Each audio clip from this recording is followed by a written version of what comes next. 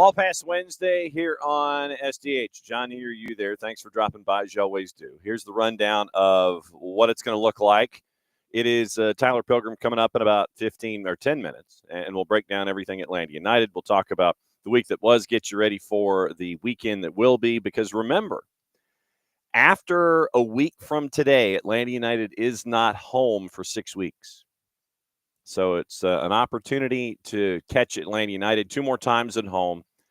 FC Cincinnati and the purple team, weekend, midweek, and then you're chasing them on the road. So that's we'll get into that with Tyler, and then we'll get into everything else with Dylan. We've got Can Champ to get into from last night. We've got Open Cup to get into from last night. We've got Open Cup to get into about today. And there's the rest of the matchups in the round of 16. That is going on today. We've got Can Champ to talk about today. We've got Europa League to talk about today. We've got news to get into here in just a little bit. So it's being a Wall Pass Wednesday. It's whatever's on your mind. We'll talk about last night and early this morning specifically for someone in particular. Actually, let me go past the boss's representation here. Yeah, someone in particular. And we'll get into that when it comes to storms and all of that coming up here in the midweek here on SDH. So I know that there was a piece of breaking news that broke, and I've got to find it because that way I can actually talk about it. So here we go as we actually – there it is. So we actually do have an interesting piece of breaking news that broke before we came on the air this morning. Here we go.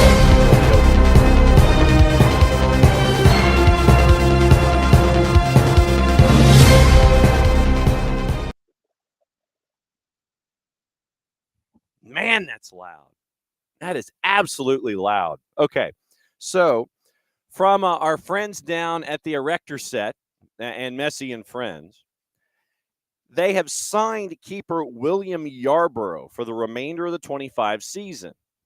And they have the photo with arms folded and him looking rather serious about his new vocation. So they have announced this morning, and the email was sent out at 8:48. So here's your header. William Yarborough will address media members at 9 a.m. Eastern time at the training center, RSVP mandatory here.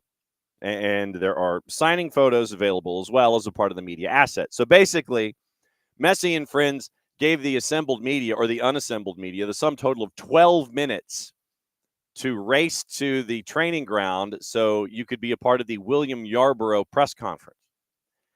So he is bolstering the unit's depth for the remainder of the season. Yarborough adds valuable depth to the squad, bringing a wealth of experience from top-level competitions across America. A couple of sentences from Yarborough. 36, joins the club having previously played in both MLS and Liga MX with clubs such as San Jose, Pachuca, and Club Leon, among others. Over the course of his career, registered over 350 appearances, 8 in CONMEBOL Copa Libertadores, 170 in Liga MX, and 115 in MLS. Also boasts 2 Liga MX titles among his accolades. Born in Aguascalientes, Mexico, to American parents, began his career in the youth academy of Pachuca. 2012, joined Leon, spent a significant portion of his career, developed into a top-tier keeper, competing in major tournaments, playing a key role in Leon's Liga MX 2013 Apertura and 2014 Clausura. After 8 years with Leon, made the move to MLS, joining Colorado, debuting in MLS is Back in 2020. 107 appearances in the 23 season, 11 saves on a match against Sporting, the most by any keeper in MLS that year. Joins as a free agent following his most recent stint with San Jose during the 24 season, 22 appearances across MLS and Leagues Cup.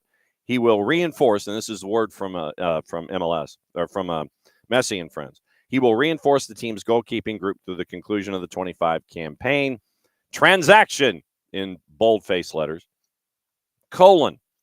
Inter Miami CF signs goalkeeper William Yarborough to a contract running through the remainder of the 2025 MLS season. So once again, 36-year-old William Yarborough added on 12 minutes notice for the media in South Florida to, hey, you want to talk to him? you got 12 minutes to get to the training ground, because then we're gonna have the press opportunity, and there are pictures that we have that we're going to release of him signing if you'd like those too.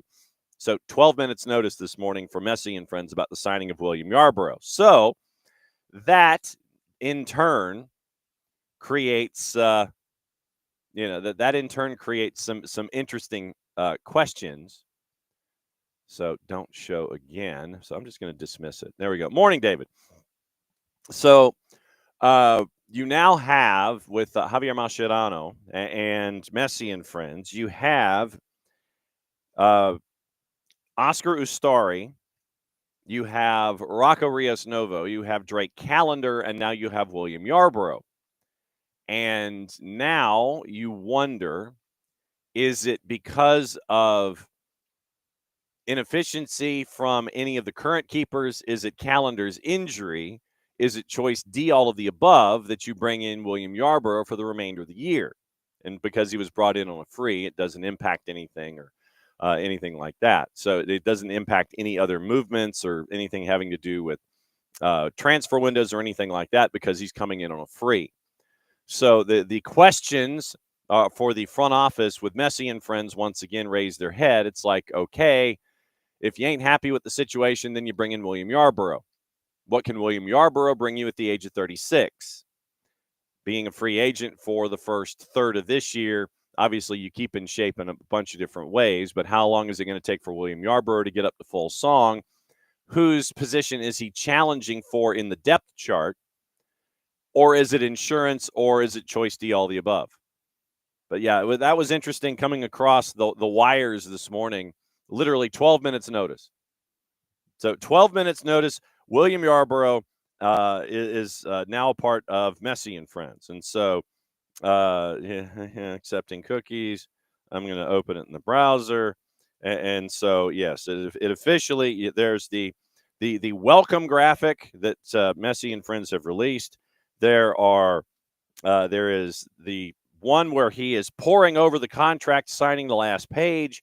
There's the one where apparently he is looking up at the lens of the camera, and I'm guessing he's thinking he's signing right on where he's supposed to, because he's not. It's a no-look signing. And then it is the arms folded in front of the logo, and then standing around in the front office, or the front foyer of the front office. So those are your 5 photos involving William Yarbrough. But William Yarbrough is signing this morning involving Messi and friends and his immediate future. So once again, Palace intrigue involving Messi and friends, but you come in on a free. It doesn't impact much of anything except maybe your cap and how you're going to look at things involving AM, where you had over $3 million in AM, I think, coming into this particular late May month situation when it comes to wanting to bring folks in. So interesting that you bring in William Yarbrough out of the block this morning with 12 minutes notice. Like I said, I always thought that was interesting. Email goes out at 8:48, 9 o'clock press conference, and you're like, damn it. And you're sitting there and you're going, okay, I'd like to talk to Yarbrough, but I'm in like Dania, or I'm in Fort Myers, or I'm downtown, and I have to figure out a way to race to the press conference at the training ground. So William Yarbrough now added to the depth picture with keepers with Ustari, Rocco Rios Novo, and Drake Callender. So now there's 4 keepers in and around. Does this mean that Rocco Rios Novo goes to Messi and friends too? Does this mean that Oscar literally this is where the Palace intrigue is? You bring in Yarbrough, and you're sitting there and you're going, okay, how? I feel like Ross all of a sudden on Friends. Why? So we bring in Tyler, who is he is not in the office de Tyler this morning. He's out on the front stoop having his coffee and hanging out with the flora and the fauna. Look at you busting out on the front stoop this morning with all the trees. You wanted to kind of just be with nature this morning. Is that how this plays? I did. I wanted to make sure that it was still here after. I don't know if y'all had the storm of storms come through last night. Yeah, that was I was going to get into that with hour number 2, but since you went ahead and went there, I'll go ahead, since it is a Wall Pass Wednesday. Little man is under the table that he normally sits on. It was a late night for all of us, without question. It was a late night for all of us, and someone who does not like storms because, and get this. Here's the irony of the situation, and I don't know if you want to call it irony, but it's just the first word that popped into my head. So yesterday was anniversary of Gotcha Day for the Rowdy Man. And so he's been with us for 3 years. And so he hates storms. And as we tried to piece together his existence before he was with us, we're saying he's 8 for lack of any kind of birth certificate or anything like that from the that's fair. That's a good number. From the Northwest Georgia Humane Society up in Dalton. They were like, oh, yeah, no, he's 2 or 3. And then all of a sudden, like a year later, he starts getting really gray. We're like, no, that's not really the case. Yeah. So we were trying to piece together his existence, and we figured that he was, when he was either abandoned or what have you, he was spending a lot of time in Murray County, and it was outside. And so outside storms in the North Georgia mountains, they kind of pick up volume and everything. And so he hates the noise. And thunder shirts do not work. Thunder shirts do not work with the Rowdy Man at all. He hates wearing things that weigh him down. So anything involving thunder and lightning, anything like that, he's like, this isn't happening. And so he gets a violent case of the shakes. And so we've gotten to figure out if we keep him close, then he'll kind of calm down, but it'll take a while. So last night being what it was here inside the perimeter, since we're ITPers, he was not a fan of it all, and we were up with him until probably 3 o'clock this morning trying to make sure that he was okay. And the boss didn't get any sleep. I didn't get any sleep. Rowdy probably got more sleep than the both of us combined. But, yes, we did get what you got. So, apparently you didn't lose any trees from their upright and locked position, sir? No, they're still all, ready with their tray tables allegedly down. No, it was I think we got it later than y'all did based on kind of what I saw on the map. Yeah. Like it was weird, like normally when when weather comes through Georgia, it's at an angle and it's going this way. This came in like sideways. Yeah. And it hit us a little after 3. And I just walked out here right before I got on, and I realized that it rained, and I don't know what else, so hard that there is mulch that has drifted all the way across the sidewalk. Wow. But it was like that kind of lightning where it felt like it was out of a Scooby-Doo episode from like back in the day, it was just like nonstop. Yes. That was wild. That was like serious electricity. Yeah. So Michael Head, so Michael's like a 5-iron from Office HD. 1.57 inches here at Office HD overnight. What in the blue hell was that? That is, and just, it was, ugh. There was just red all over the radar, and then it was like our littlest kids, they don't mind storms, but they're obviously at that age where like you get a lot of thunder, then they're they're going to be concerned. And we had that one clap hit last night, and I was like, oh well, I'm awake now. My wife is awake now. They're awake now, and I hear them, and they're screaming. So then we had to get them, and then Stella wanted to have conversations about everything for the rest of the night. So yeah, we didn't get any sleep either. How do you? What is she like? Meaning of life stuff is like how does lightning happen? How does thunder happen? Do you turn on the Weather Channel and sit there and go, "That's how this happens"? Yeah, maybe a little bit of Elsa sprinkled in there. Gabby's dollhouse. She's asking about that, and then we go back to the meaning of life. It's just like a full circle. Okay, just checking. That's just how it goes. Yes, and especially when you have all of the chaos of 1.6 blanking inches in an overnight, at least here inside the perimeter. You look at one of the main reasons that we bring you in on Wednesdays, and it's to discuss Atlanta United. And after the match and after the loss, you had Ronnie Dyla, who was not happy with his club in either 18. and that's not a good combination if you're trying to put points on the board and you're trying to leave town or you leave your venue with full points. So this is an interesting week where you're challenging your team and you're challenging them with FC Cincinnati coming to town, and we'll catch up with Laurel Failer tomorrow. And she's going into a situation where Pat Noonan was less than pleased with his club. Ronnie Dyla is less than pleased with his club. So you have two managers who are less than pleased with previous outputs who get to hook up and be at Mercedes-Benz on the weekend. So I think this should be an interesting week for Ronnie Dyla once again challenging his club going up against a team toward the top in the Eastern Conference.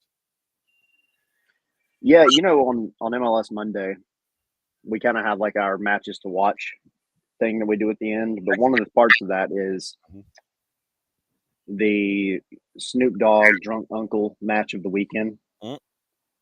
And I feel like this is going to be that. It's Sunday night. It's, quote unquote prime time. Yes.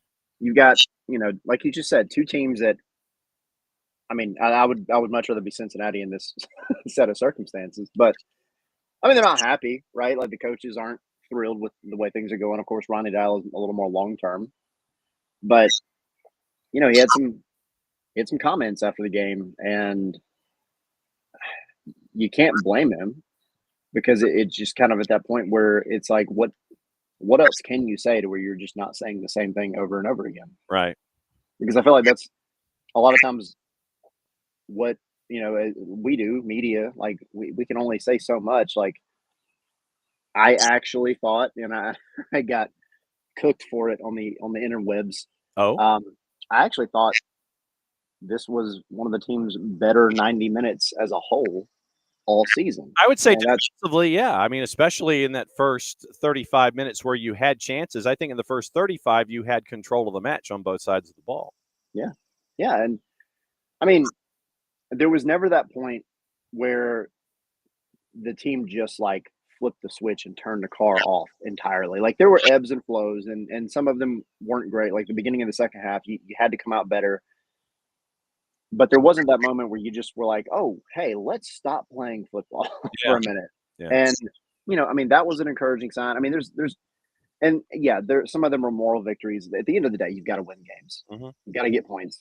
And, losing at home is not going to do you any favors. No. So in that sense, I totally understand why people are pissed, why they're upset. But I feel like maybe there's a little bit here that you can say, all right, well, we went up against the team that's top in the East. Their only goal was off of a wild mistake that led to a penalty. Yeah. It was a 1-0 game. You had opportunities. You had plenty of chances. You just didn't finish them, which is an issue in and of itself. Mm-hmm. But, I mean, you've seen the team look way, way worse, way, way more incompetent this season than you did against Philadelphia this week. Way more incompetent. Well, Trying to be harsh, but Well, but and you got cooked for your assessment. I did. I mean, some people agree with me, but it's the internet. What it is, and people absolutely valid reason to feel this way. They don't care. They just want to win. Yeah. They just want to see 3 points. The rumors flying. I'm sure y'all talked about it at least some this week, but earlier in the week, the rumor about Olaf Melberg and St. Louis. We did. And all that. And, you look at the stats for Atlanta and St. Louis, and because there's quite a few people out there that just feel like, all right, it's time for Ronnie to go already.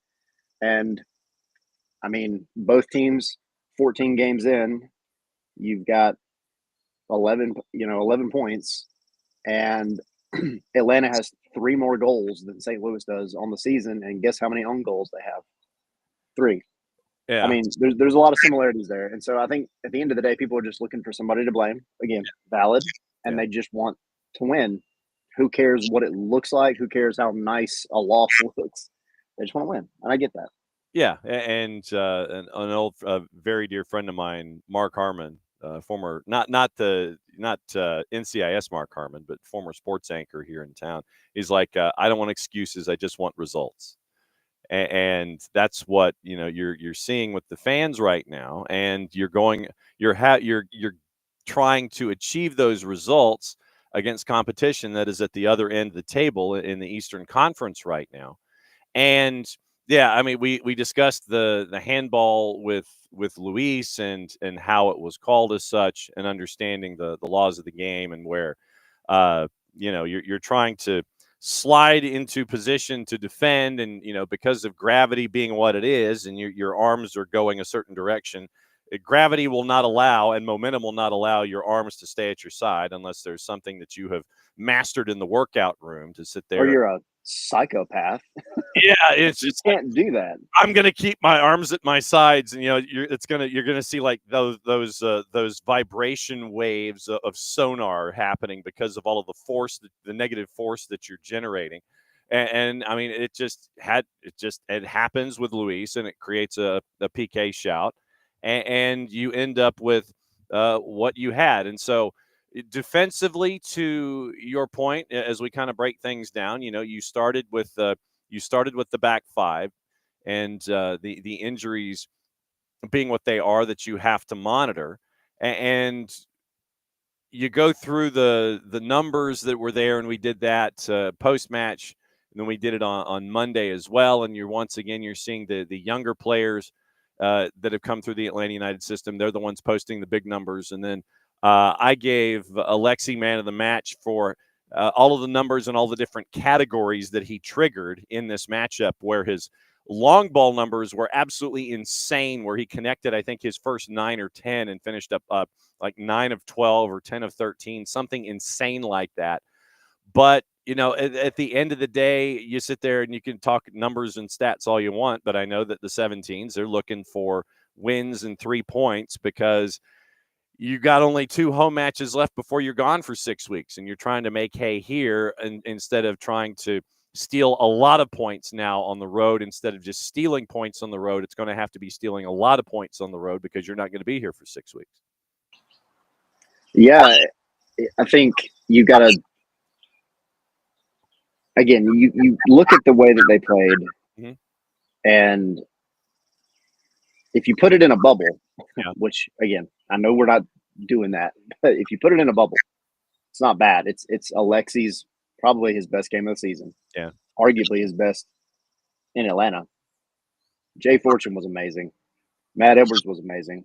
Mm-hmm. You had a lot going for you in this one that you can then build on. But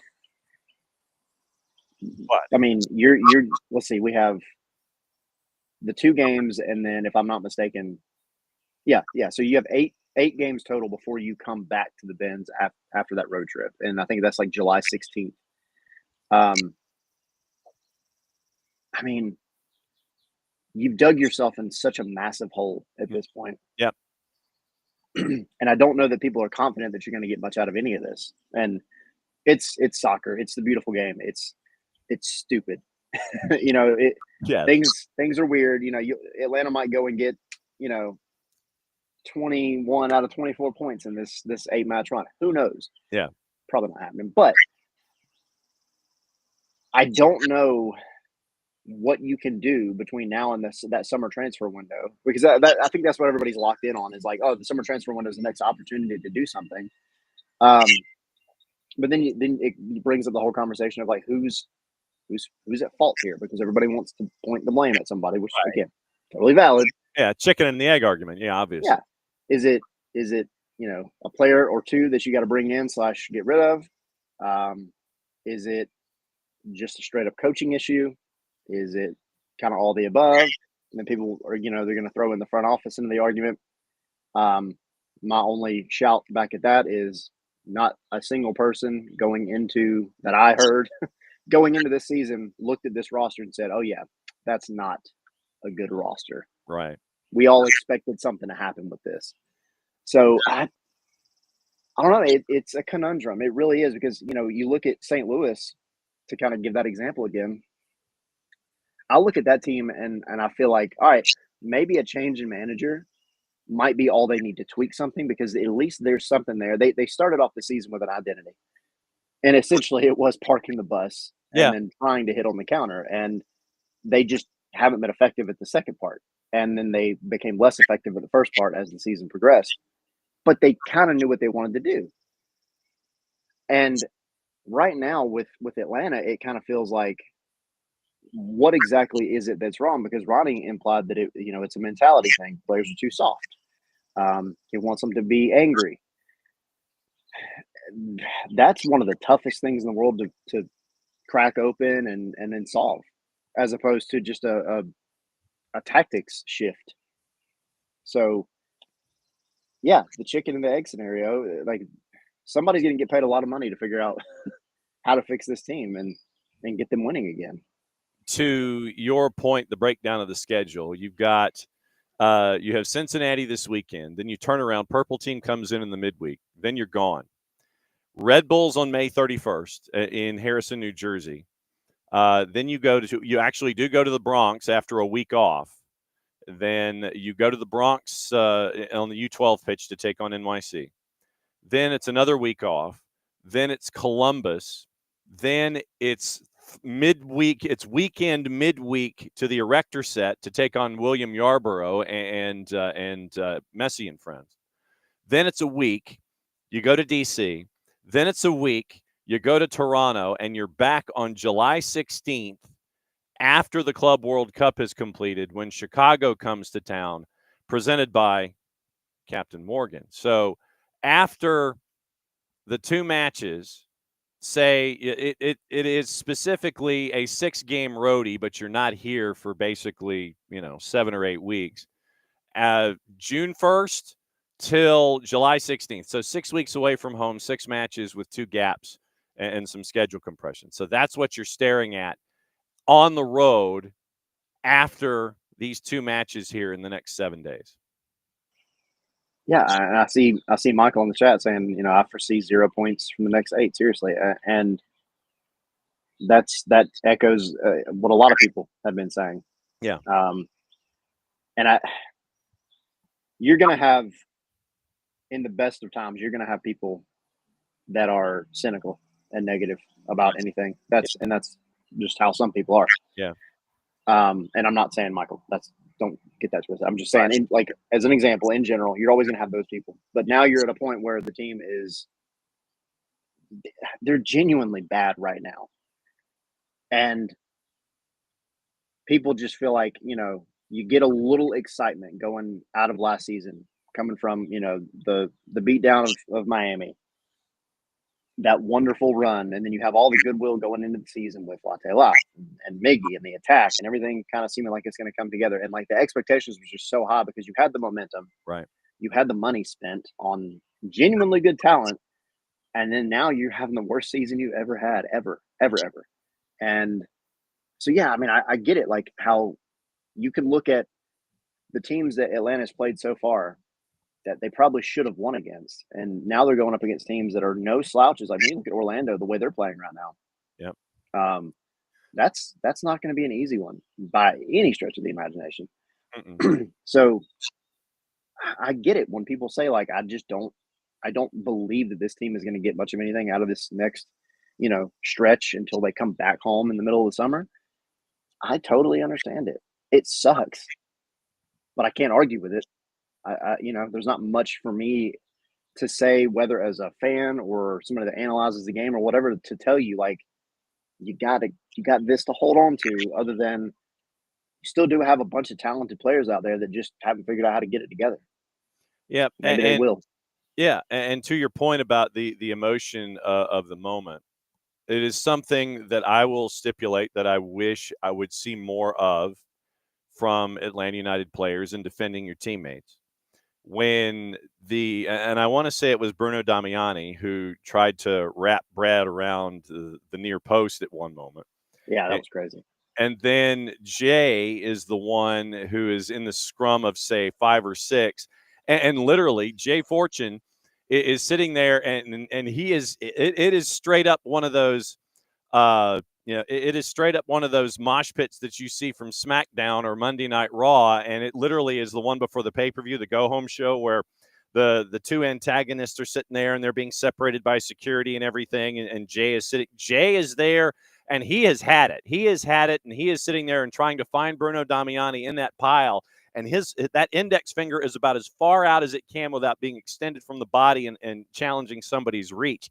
I'd like to see more of that from sticking up for your teammates. I mean, there's one thing about, yelling and getting in folks' faces, but I want to see more of what we saw from Jay in that moment where, that was my guy and I ain't having it. And Jay stands up for his keeper and his captain, wanting a piece of Bruno Damiani. Yeah, and you saw it with him, and you saw it with Matt Edwards too. Yeah, a little bit later on, Matt Edwards, got into it with like half the team. Yeah, and never back down. I think Alexi at one point kind of stepped over and separated them, but that's where I want to see Alexi come in and get involved. Like if you've got nothing else going for you, at least be there for each other. At least give the visual to the fans that are in the stadium that you're there for each other, because like we've talked about it going back to well into last year, the team, there are these moments, and I'll always go back to the Pedro Amador concussion issue, the thing that happened. Where is everybody during these little scrums, these quote unquote fights? Like I kind of said it the other day, but I don't care what atmosphere you're in, whether it's a soccer match or whatever. Maybe it's just like, I don't know, a ride or die mentality, but you're there with your peeps, with your guys, gals, whatever. To me, it comes naturally to just want to defend your friends, your colleagues, your people that you honestly spend more time with than you probably do your family. Yeah. At this point. And I just don't see that out of this team most of the time, unless they're a player that in some way, shape, or form came up through the academy/twos, because we know the story, we know how it is, especially with some of these guys were coming up. They're playing against grown men, twice their age, some of them, and they were told don't back down. So that's what I want to see. And we got into this discussion the other day. Like, is it just that especially some of the European players that come in, there's kind of this sense of like American grit in sports in America? Is it just such a culture shock for them? But I look at that, and then I look at some of the leagues in Europe, and I'm like, well, y'all fight too. Yeah. Where is this at here? Like, I want to see you be there for your buddy, get in their face, and then turn around in the next play, 2-foot somebody. Yeah, give me a receipt. That's like, serving 27. That's what I'm looking at, Yeah.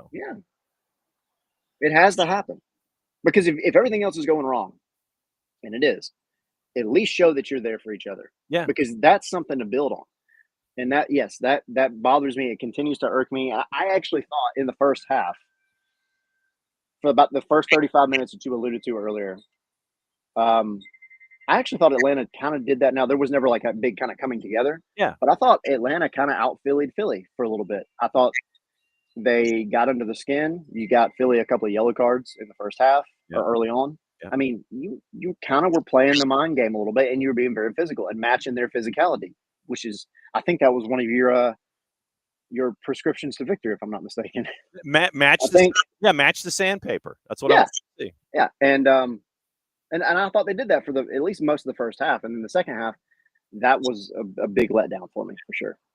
Tyler Pilgrim at Scarves and Spikes as he prepares for it. Now, are you going to do the show tonight out there as well, or are you just surveying for now and hoping that all of the mulch goes back to its Yeah, I was not expected to have this job to do. I'm actually not going to be on the show tonight. It is going to be let's see, Tommy and Gray and Jake Zimmon's going to be getting on. Okay. I am going to be gone all day. Like, as soon as I get done here, I am off for the birthday. Wow. So yours? Yeah. Okay. So what in your mind is a perfect birthday? Are you to the point to where it's like, I just want to have a day at home. I want relative quiet. I don't want, yelling. Or is it like skee ball and bumper cars, Six Flags, or the medieval fighting on horseback with long lances at, at 50 yards away. What is the perfect birthday for you now? I mean, honestly, any of that sounds good. I'm at the age where, I mean, I don't need to,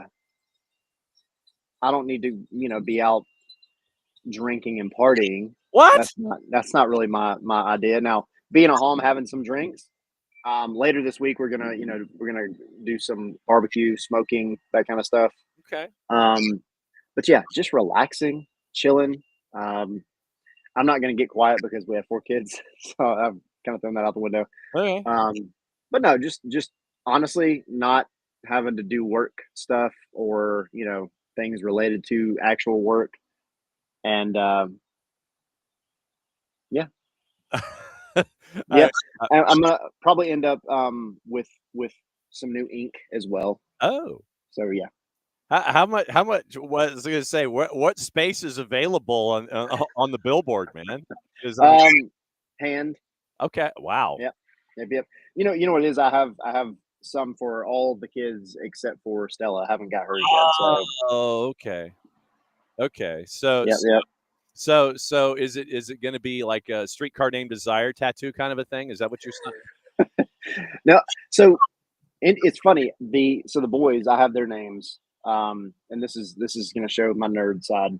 But there's a sword game. I'm only saying this to you because I know how often you joke around yourself about pop culture and movies and games. Oh, and well, stuff. yeah. I mean, absolutely. So there's a sword from The Legend of Zelda. Understood. I got that. That was one of my first tattoos I ever got with my oldest name on it, and then I just kept adding kids' names, and they were all boys. Okay. So then I figured for Stella, there's a shield as well, and I can get that on the other arm for baby girl with her name kind of incorporated in it too. So okay, so yes, swords and shield. I get it. So yeah. It's offense and defense, and so Stella is the defense, and the boys are the offense. Yeah. Okay, I That's see. it. You are far braver than I when it comes to having a needle pressed upon your person for great lengths of time to try and have someone draw a picture on your person. That is not something that I have sat there and is like, yeah, I'm going to stand in line for that. I am not that kind of person. I'll tell you the secret to it. Because I think most people, they either know or they know whether or not they're going to get one. Go into the tattoo parlor tired, so you're not paying attention to all of the noise. Yeah. You maybe take something beforehand. Obviously, you can't go in, completely drunk or anything. That would be very bad for a lot of reasons. But Yeah. the secret to it, honestly, just find you somebody. It's like a good barbershop. Do you ever want to get your hair cut and then like all the barber does is just cut your hair and doesn't say a word to you? That would be the worst. Yeah. Like that would be the worst. Just I don't want to sit here and have this thing going, over my head. Not that I do that much anymore, but like that would bug me. Like talk to me, man. Like please. So it's the same thing. You get somebody that can just run their mouth for however long you're sitting there. It takes away some of the pain. Yeah. Talking being the ultimate distraction. It is. Obviously with Atlanta United, it was 5 at the back to start things off. And so, it could have been at times a 5-2, a 5-2-2-1, a 5-2-3, a 3-5-2, because once the whistle blows, the loose construct that is formations goes by the wayside. But, to your point about Atlanta United early on against Philly, matching Philly in the sandpaper, having all of those added numbers at the back, one more in defense in the middle than they have in attack. That was working. You've got Cincinnati coming to town. Does it seem to you like it's going to be one of those, once again, where it ends up with 5 at the back, whatever it looks like, and then support from your 6s? And how are you anticipating this matchup with Cincy? Yeah, I think it should remain similar. Because in this match against Philly, I was most curious about because the first half, as far as the tactical, kind of chess match that happened, Atlanta won that. Yeah. But my biggest concern was always going to be at halftime, watching whatever Bradley Carnell did kind of switching. They came out more of like a 4-4-2. Philly did, right. and then they kind of went to like a traditional 4-3-3, which helped eliminate some of the issues that they were having with the spacing that like Alexi was finding himself in, that Jay and Muyumba were finding themselves in, and it took Atlanta a minute to solve it, and that's why they came out maybe a little slower and a little less energetic, or at least it appeared less energetic Right. in that second half, and then that ultimately led to the stupid penalty. But I felt like they kind of adapted and worked their way back into it. So you have two choices going in a sense. Either you play your back four, which for Atlanta typically looks something like a 4-3-2-1 kind of, or you stick with the back five and then whatever variation in front of it that you want to call it. Right. But I think, in my opinion, every time that we've seen the back five, it's worked better because in theory, a back five is a little more defensive oriented in general, because you've got your three center backs and then you've got to rely on your wing backs or wingers, whatever you want to call them in that situation, to get up the field and be aggressive and create the numerical advantage. That's where your attack comes from if you're going to play that way. Atlanta's wing backs have always been that. They're going to go attack. They're going to try to go attack. So it gives you a little bit more defensive stability and you're going to need that against Cincinnati, especially considering who their number 10 is. Yeah. But you need that, I think, just that extra body. And then you have to, at some point, rely on your $50 million attack to go be a $50 million attack. Because that's supposed to be the luxury, right? Like, maybe we don't need as many bodies forward because we have guys that, should be able to do it better than most. So, yeah, I mean, I think you stick with kind of what you did. You just have to remain consistent and you have to finish your chances. It's not like we're coming out of a game where Atlanta just put up goose eggs all around and had nothing. Right. They had the opportunities. I mean, Pedro Amador, that was going to be a beauty. It was going in. And goalkeepers just tend to come alive playing Atlanta. But then you had the Tiare header, which was just an inch wide. I mean, there was things happening for sure. Yeah. You got to rely on that, and you just got to be more clinical. Yep, and we do not, as of right now, have an update on Brooks Lennon, who left after 20 minutes, and Saba came in for the remainder. So in the back five, and this is something that that was brought up earlier in the week, does it end up with Noah as one of your center backs, and then do you have Matt out to the right as your right back and try and get your creation from Alexi as one of your midfielders, or does it come from whoever your right wing in quotation marks is going to be in this offense? So obviously keeping an eye on the health of Brooks Lennon leading into this match is something that we've got to keep an eye on when it comes to what that back five looks like, and then the offense created from that back five when you turn the dial up the right-hand side and you see the action going up against the left-hand side of the Cincy defense. Yeah, I think that's kind of the biggest wild card, even if you have Brooks Lennon healthy, right? Like if they take away the injury, Brooks Lennon in the attack is going to offer you something different. And I know I can hear the chats incoming about crosses. Yeah. That's what he's going to primarily give you. And he took a heck of a shot in the first half in this one. I was like, oh man, that would have been great for Brooks. But you have him that's typically going to be that very vertical player, get to the the end line, send in a cross, hope somebody's there. Yeah. Matt Edwards, I think he's really growing into himself in terms of how he attacks. I think he's going to be a little bit more direct. He seems to be building a connection with all the guys that kind of float to that side. Yeah. And then Saba, I mean, you know what you're going to get out of Saba. I think, admittedly, he needs a little bit more time to kind of develop into this more specified role than just him being a true straight out winger. Right. But I don't think you never have to question Saba's work, right? He's going to get back and defend. He did. He always does. But then it's a matter of, if you're playing in this type of formation, the wingbacks have the most positional frailty. There's my phrase of the day. Positional frailty. Frailty, yeah. In the sense that if you're not in the right place at the right time, things are going to go wrong for your back line, Right. because you have to be that extra man most of the time. As opposed to being a winger, your job is to get forward. So you're going to float a little further forward than normal. But in Saba's case, he's not necessarily, his responsibility hasn't been to defend in the past, though he will do it. Now it's a matter of making sure he's in the right places at the right times to make, to make sure that nothing goes wrong for whoever it is on that right center back role. So yeah, I mean, I think you have plenty of great options there. You just got to figure out who's going to work well the most with Alexi and Miggy, because I feel like this was the game where they actually stayed out of each other's way, and they had their own kind of sorry, the storm's coming back in. I don't know if you can hear. But they worked well together. I thought that they kind of floated in their own spaces. The moments that they did kind of come together, for the most part, they worked around each other well. They played off each other fairly well. So now that's the biggest question mark. Is it Saba? Is it Matt? Is it Brooks? Is it a combination? Fresh legs in the second half kind of thing. Yeah.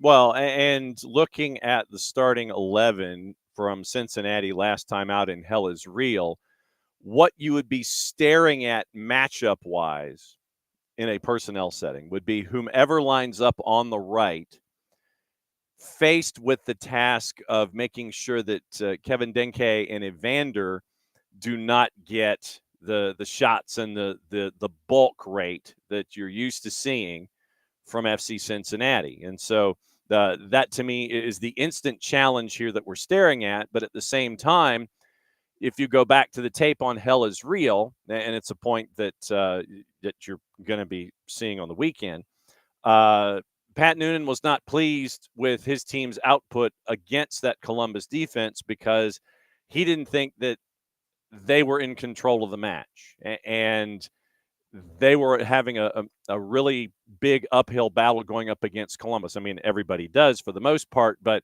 in a match where you have the expectation level that Pat Noonan does, that left-hand side wasn't getting the numbers statistically that you're used to seeing. For Atlanta United now, it's Denke and Evander coming up the left-hand side with whatever it looks like on the right. And if you take that more defensive posture with, say, a Matt and a Noah and, whoever that 6 is sliding over, that 3v2 matchup, can give you some control and pin down those two on the left-hand side and force the likes of Wobodo and Sergio Santos and Pavel Buka to beat you going up the attacking right, the defending left. So that, to me, I think is what you're staring at. If you go to that back five to prevent Denke and Evander from working up the left, what does that right-hand side look like to defend against all of that anticipated output? Yeah, it would kind of look like what Atlanta tried to do and did successfully in the first half against Charlotte earlier in the season. And you saw Matt, in that game, have a really good showing of himself until, again, the second half, everything fell apart for everybody. But, I mean, you have to lock down those two, Denke and Evander. You have to. There's no way around it. The other side of the defense, you do have a little bit more experience, maybe a little less speed, but that you've got to kind of hang your hat on, that they can handle themselves, and you get that kind of numerical advantage on the other side to help shut down the two stars. I mean, that's basic, sports 101. Shut down the really good guys. Big name. No good. Yeah. And I mean, you look at, let's say, Matt Edwards, his defending, because we know Noah Cobb. He's got the athleticism to track back, to do whatever he's got to do. I'm not worried about Noah. Right. And Matt, I feel like, has been growing into himself a lot this year. He had the and I loved it. I loved to see it. He had the block, where he kind of stuck his foot up, blocked the shot in the first half, and then was celebrating as if he had just scored a goal. He hulked up. Yeah. Absolutely. Yeah. I love that. Yeah. Like, I want to see more of that from everybody. And so, yeah, I'm not concerned if it's Matt, if it's Noah, some combination. I don't know how you would necessarily make it work of the two.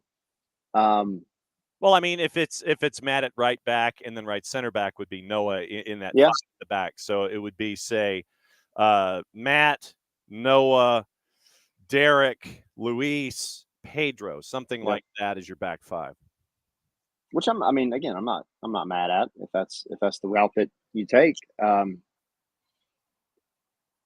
You just have to be kind of careful of what Pat Noonan does in terms of the aforementioned chess match, the Yes. changes, because I do think if you come out similar to how you did against Philly, you can make something happen, and I think you can change the game early because I think you're going to get opportunities. Mm-hmm. The same thing we're talking about them coming down that, their left hand side, Atlanta's right hand side. Um, Atlanta's going to have possibilities there too. I think that Atlanta's got possibilities down the middle because Yeah.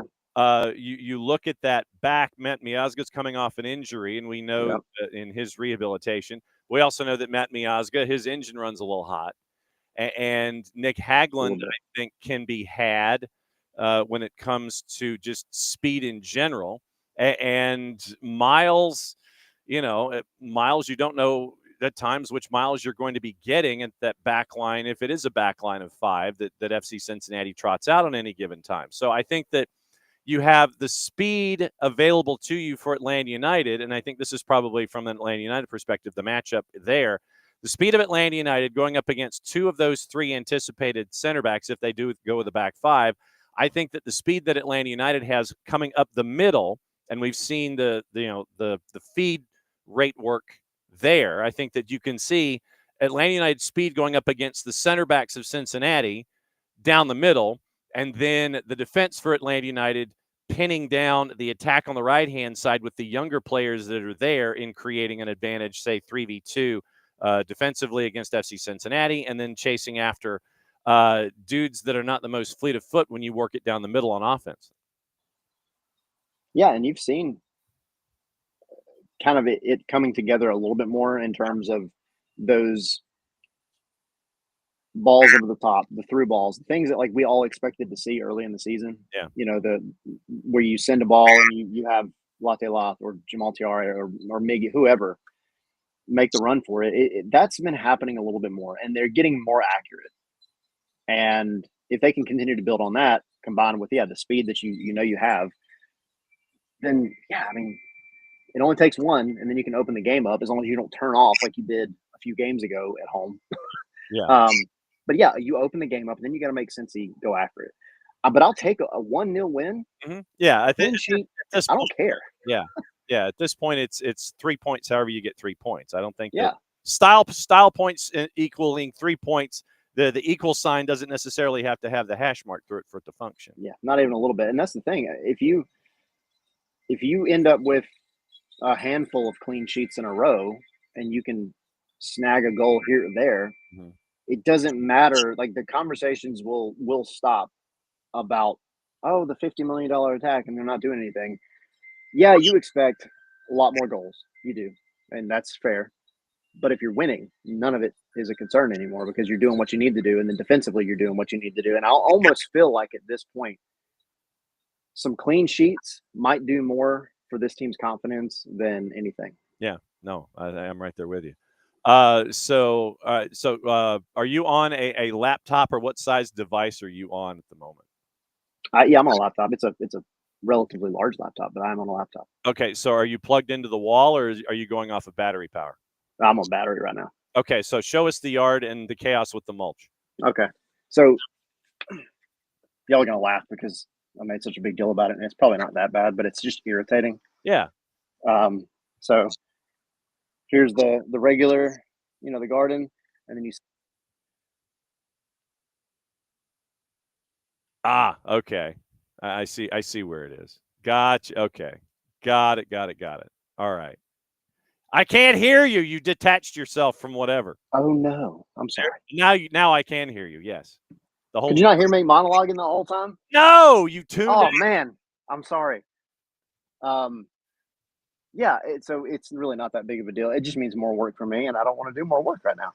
Well, I think that with the swords and shield folk, I think that they ought to be able to sit there and take the shovels and just put the mulch back to where it was previously.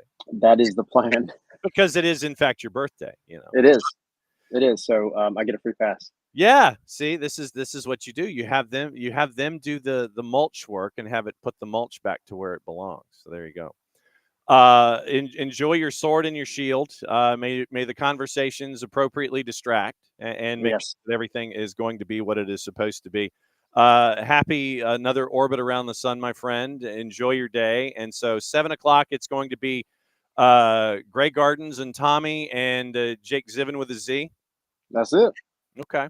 That's it. On the Scarves and Spikes YouTube channel and all the other places where you see Scarves and Spikes. As always, my friend, great to see you on Wednesdays. We will catch up with you this weekend.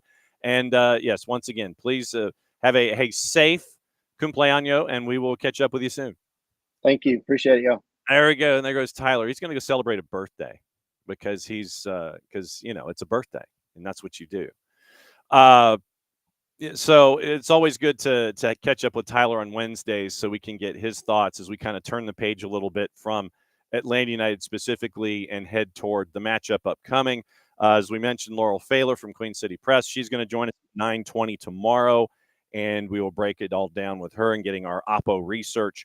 Decatur FC is going to join us at 9:00, and we're going to catch up with Coach Campbell and find out what's going on as the WPSL season is about to go underway. So Decatur FC at 9:00, Laurel Failer, Queen City Press at 9:20, Power Hour and hour number 2 with Nino and Nico to get you ready for the tour around the planet and the preview from the Western Conference perspective. So hot tag, we now bring in Dylan and go over the weekend that was in Major League Soccer, get you ready for the weekend that will be. How do you anticipate, sir, your Newcastle on decision day? What is your decision day going to be like with your beloved Newcastle, sir? Yeah, some nerves. Just that I should be, like, if I wasn't a fan, right? Like, you're not a Newcastle fan. What do you think about the chances of being in the Champions League? Oh, I'm just, since I'm not a fan, I'm looking at more from a chaos perspective. Well, there is chaos, and that's the thing. It's like my point was going to be like you probably, not to put words in your mouth, but as someone who's not emotionally invested, you're probably like, yeah, Newcastle should get in. Yeah, you would think. And I'm wrestling with those emotions of the expectation, right, and the hope, which will kill you. Yes. And my previous sort of doom and gloom mentality with this club. So, which is every fan for every club. So, yeah, absolutely true. Unless you support, like, I don't know, Man City or one of the big dogs out there. But look, we're home. It's a match we should win. Yes, and that's kind of how I'm looking at it. Where I'm hoping that the 55 or 60,000 faithful are out there. It's going to be an incredible environment. I think with your realization that, that, and I don't know the variables. I didn't look at it with, like, what does a tie do? But like, just think about it with a win. Like, you need a win. You're at home in a winnable game. That place is going to be unbelievable on Sunday. Yep. And if you were to win, I mean, the way things are right now, you're in 4th because of superior goal difference and all of that. So the tiebreaker is kind of leaning in your direction. Just don't get blown out and match what Chelsea does and match what Villa does. Because right now, 3 teams at 66 points. Newcastle at 66, goal difference of plus 22. Chelsea's at 66, goal difference of plus 20, and they have Nottingham Forest. I would anticipate that you would end up with more goals scored and a better result than, say, Chelsea and Forest, as Forest is also chasing European football in some form or fashion. And then Villa is the worst in goal difference at 66. They're at plus 9. So I think that you just have to kind of match everybody else and make sure that you don't fall behind the other results with those two, because Forest at 65, they've got Chelsea. So I'm like, I don't know if anything's going to happen there. So they could probably end up with 67 and 66. So then what you would need to do is match Chelsea. Villa's got Manchester United coming off of Europa League, which is today. So you don't know what Manchester United's going to look like. I would say that Villa's probably going to win.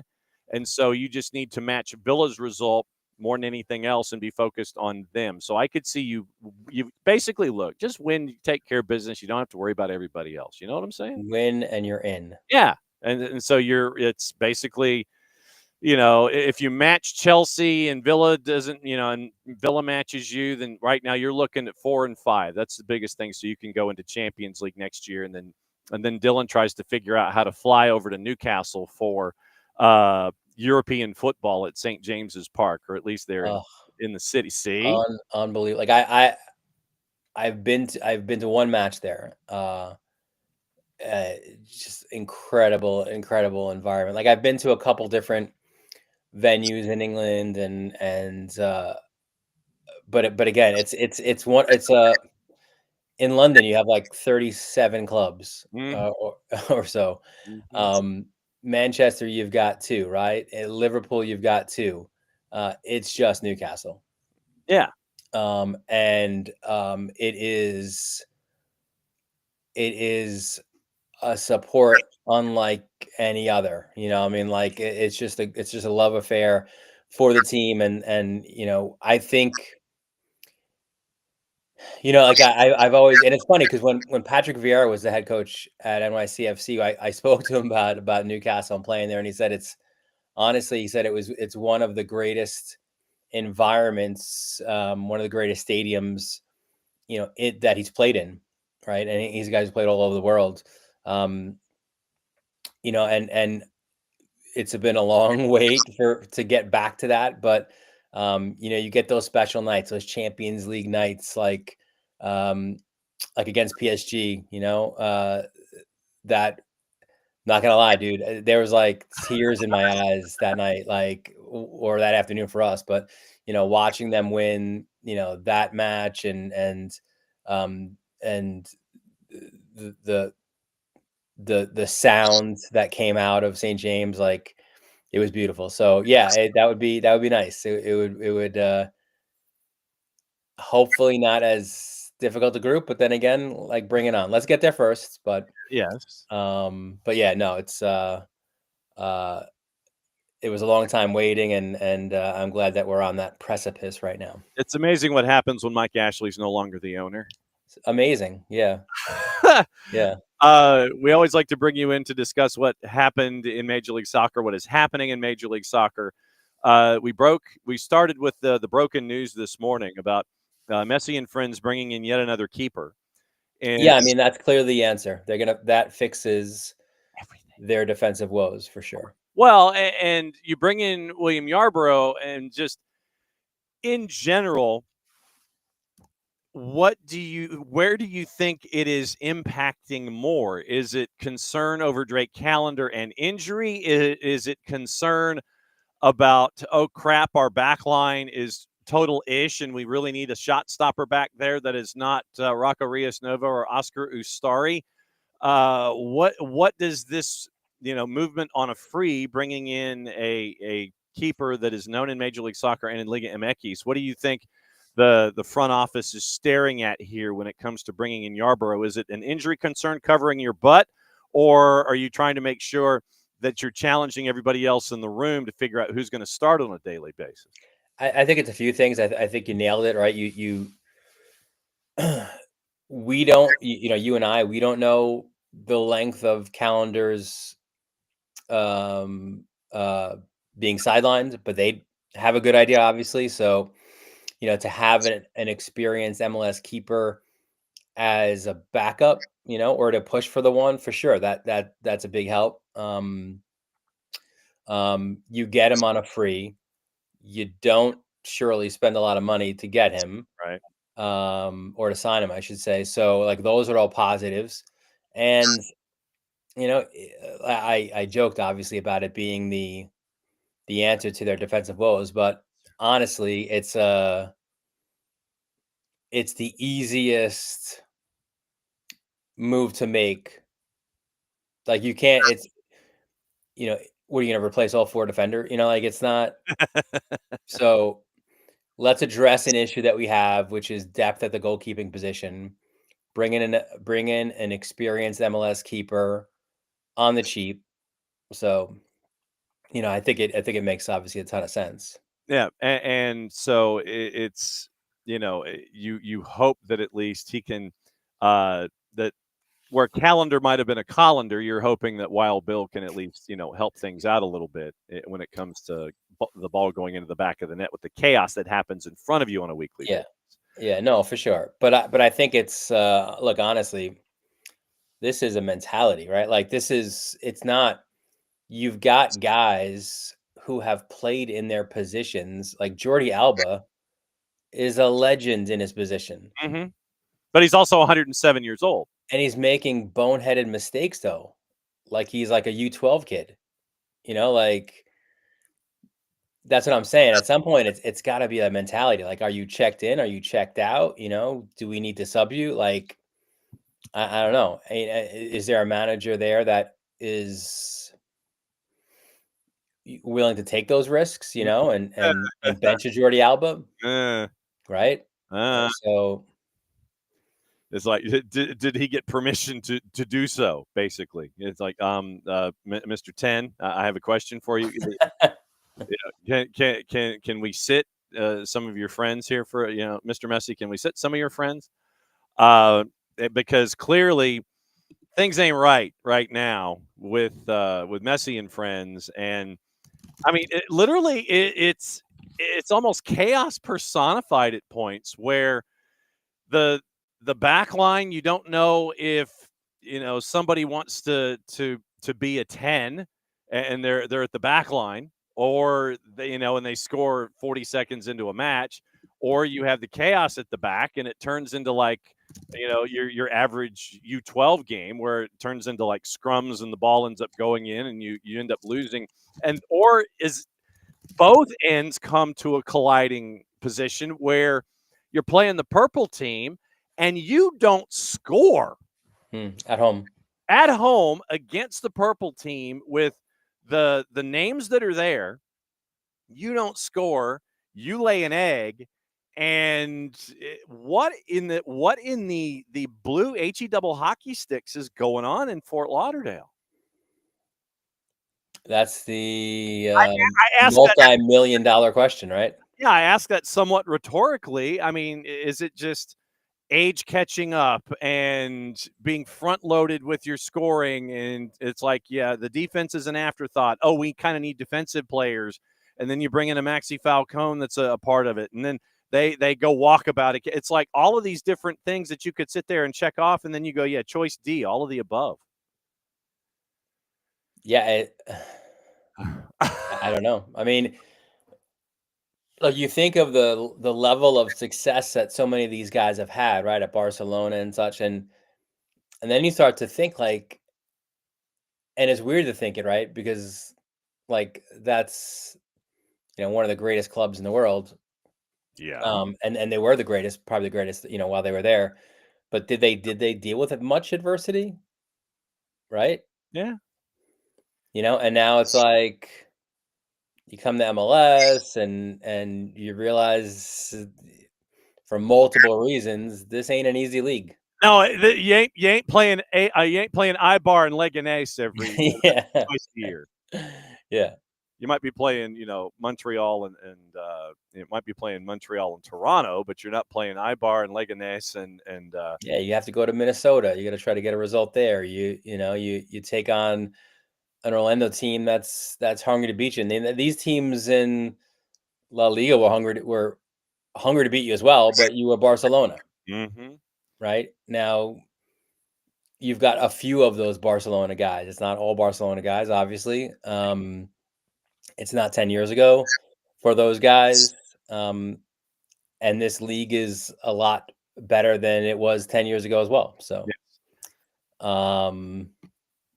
yeah, a lot of factors there. Yes, and then you go to the other end of the spectrum, and I guess I'll start in LA and work my way back. LAG signs Greg Vanney to a contract extension. and they are confident in what he wants to do. And obviously, with everyone healthy and the Killer Peas, if they were healthy, then you combine that with what you would anticipate from folks that you bring in, and you're nowhere close. You're 0-10-4. You seem to find new ways on a weekly basis to surrender points and not end up with a win. I seem to ask this for like the 14th week in a row, 14th match week in a row. What the blank is going on with LAG? They just seem. And you know what's funny too about them? Like, so they play in Traffico, and again, it delivers. It's highly entertaining, and it's like you hear them afterwards, and it's like, yeah, they didn't win the match.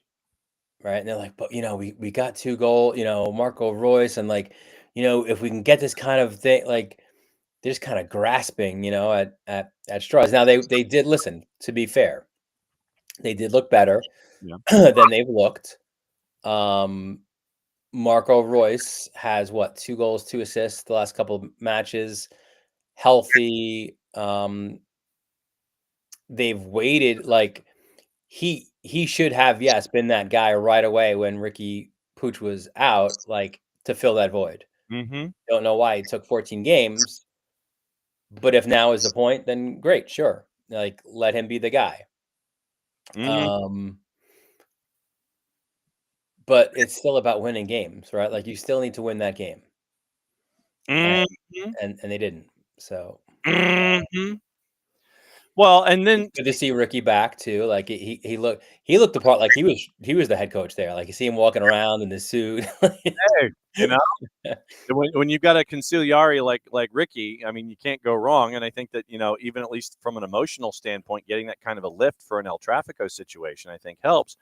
And then after the match, Steve Cherundolo, who is not coming back after this year, he's heading back with family back to Germany, seemed okay with his team, which is vastly superior than LAG. Is like, basically, I'm paraphrasing, but he seemed cool with the point by the end of it all. If I was a fan of LAFC, I would wonder, it's like, what has gotten into this man's In-N-Out burger to where he's just like, all things. He's got, and you and I do a lot of high school sports, so you'll appreciate this. He's got senioritis. Yeah, I think that's part of it. I think that he's basically, it's like, you've taken the AP exams, you know what you're klepping out. You're counting down, how many days how many days of classes you have left. Yeah, and it's like, can I get somebody to check me out because I've got 4D lunch so I can hit the golf course by 1:30. So legitimately, that's what it sounds like from Steve Cherundolo. It's like, it's almost like, we punched the clock, and at the end of the day, we ended up with a point. And he's like, yay, we got to. It's like, bruh, what are you doing? You would hope that mentality is a little bit different when they face Club America.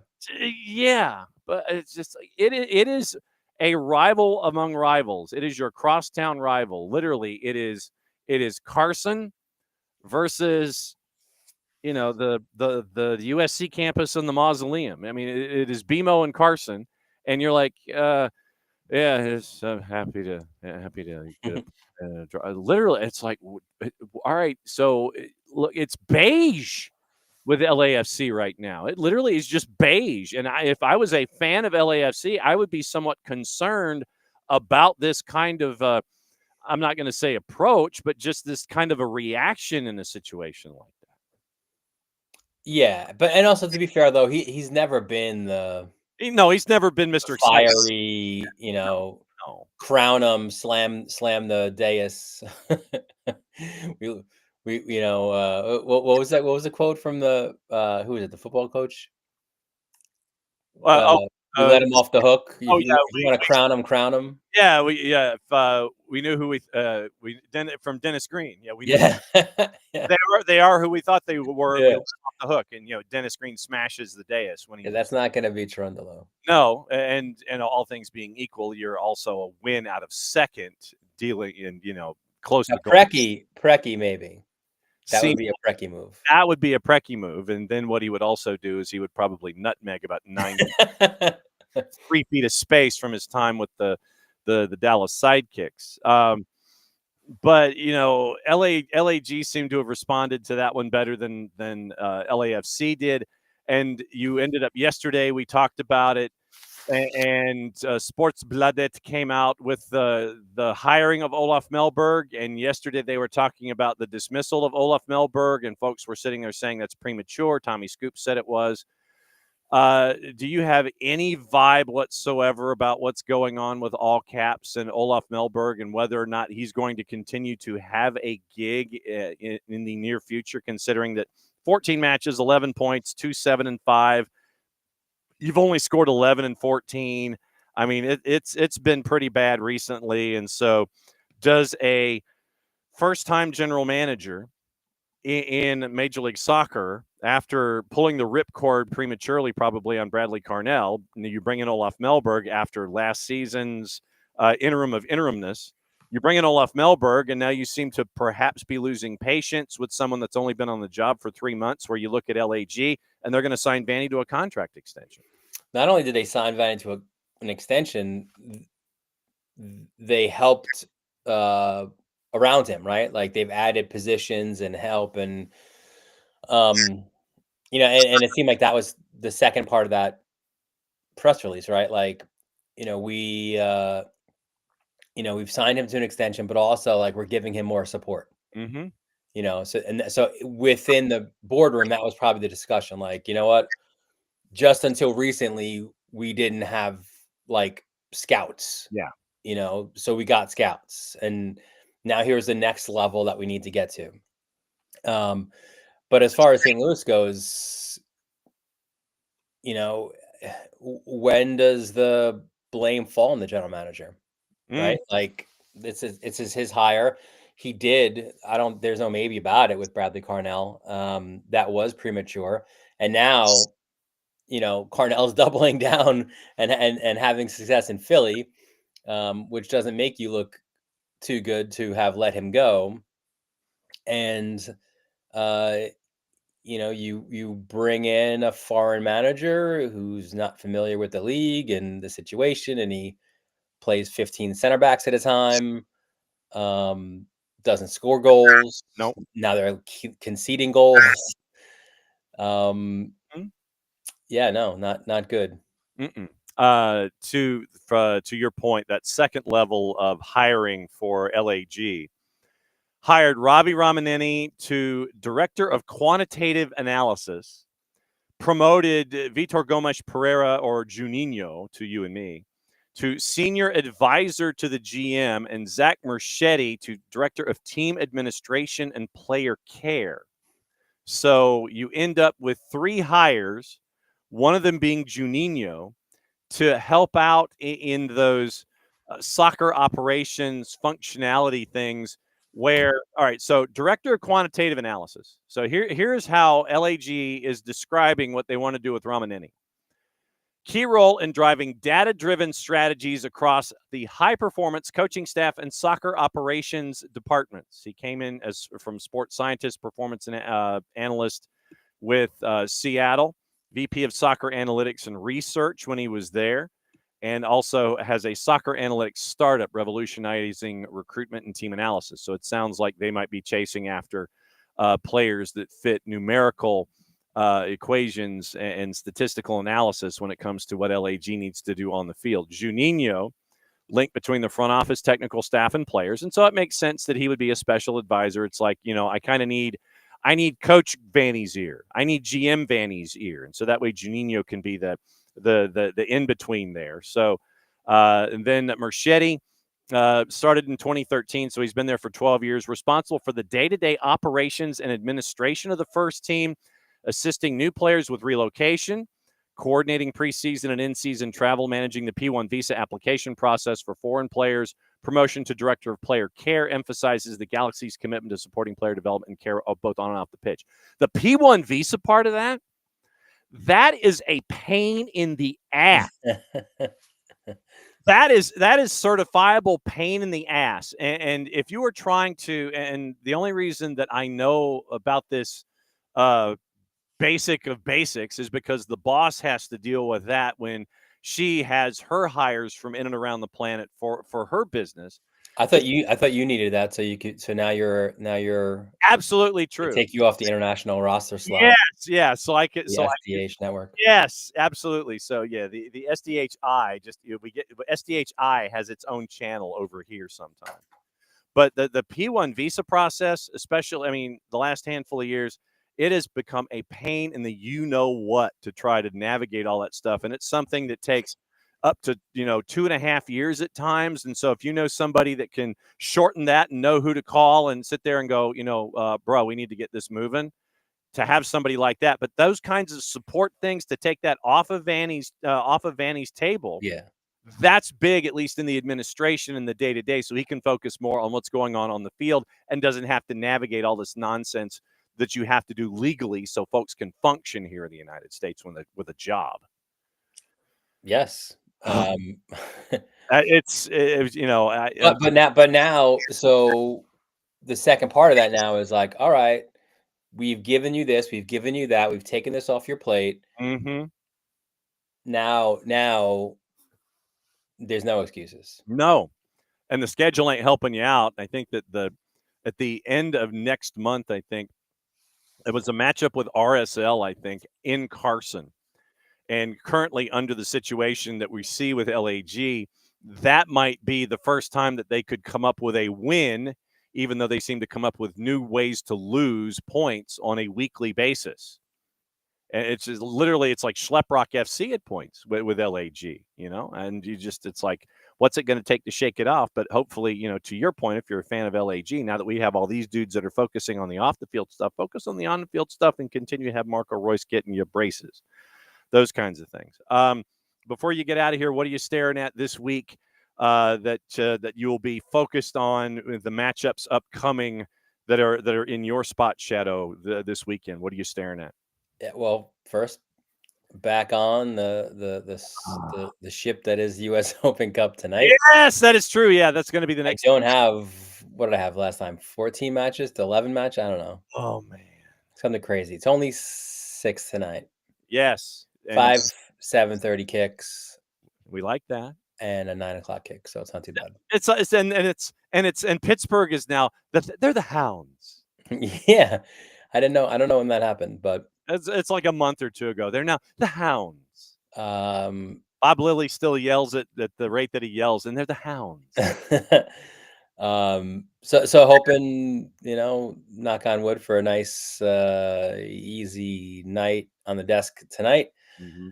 Guiding the ship, and then the weekend, looking, so definitely eyes on Philly, Miami. Mm-hmm. Right, that's one of your premier matches. Certainly, San Diego, LA should be fun.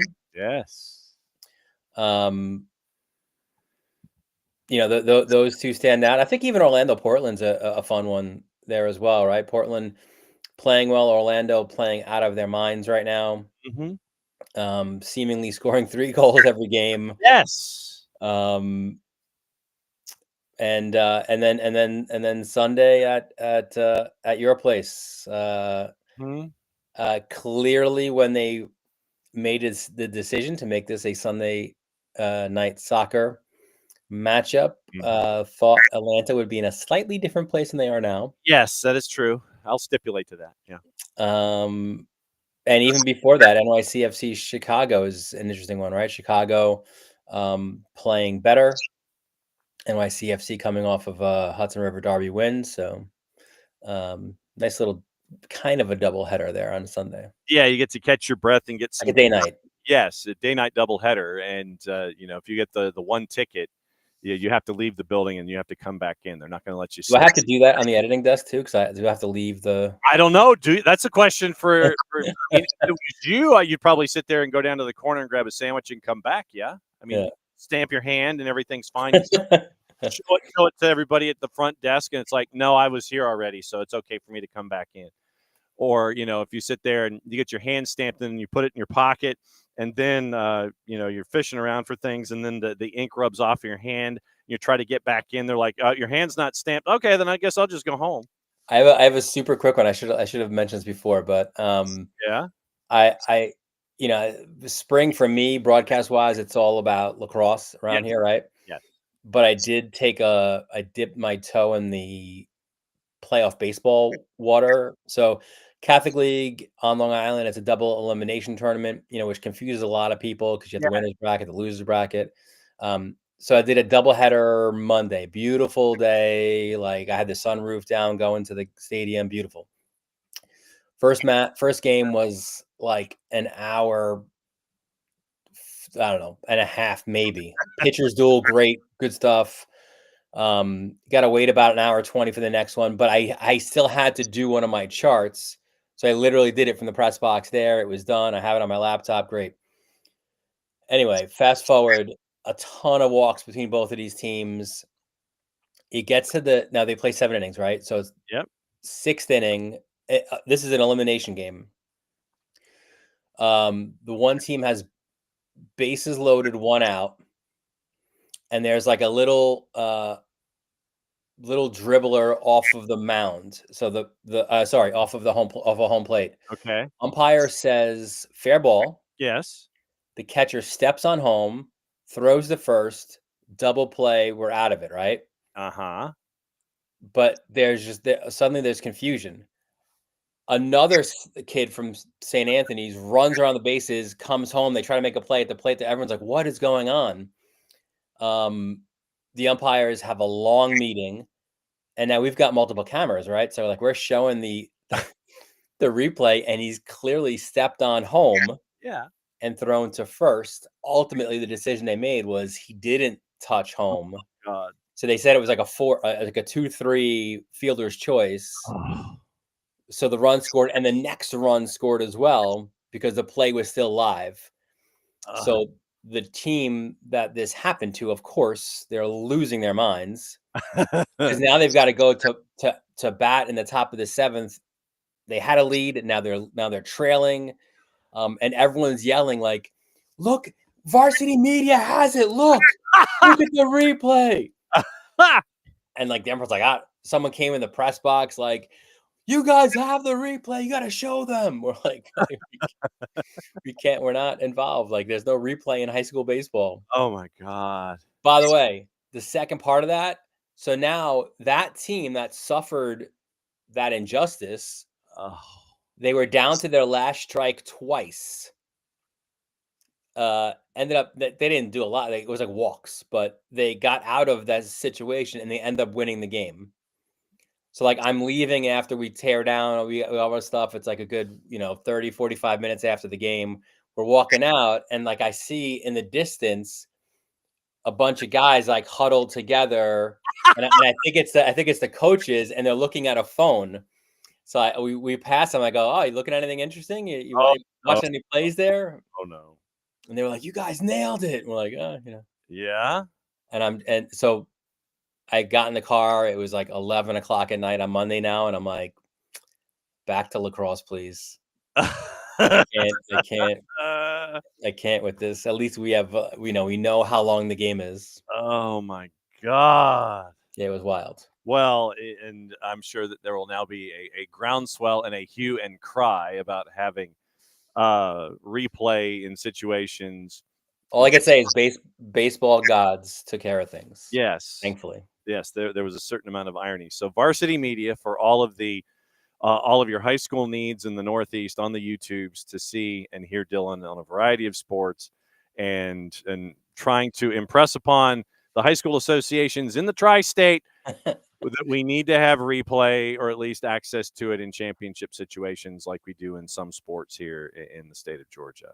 As always, my friend, Great to catch up with you. What's the mug this morning? Sorry, I forgot to ask. That's all right. Goldfishing it. Okay, goldfishing it. And so, yes.